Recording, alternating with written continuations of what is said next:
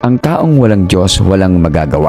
Noong nilikha ng Diyos ang isda, inutusan niya ang dagat. Noong nilikha ng Diyos ang kahoy, inutusan niya ang lupa. Pero nung nilikha ng Diyos ang tao, ginawa niya ito sa sarili niya.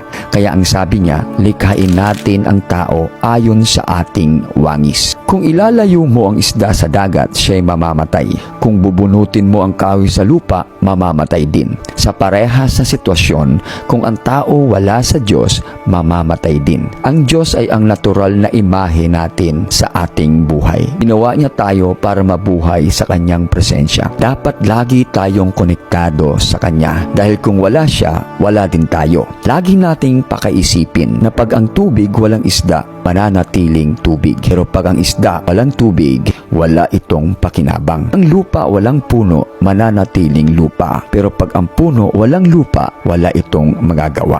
Ang Diyos na walang tao, Diyos pa din siya. Pero pag ang tao walang Diyos, ang tao ay walang magagawa.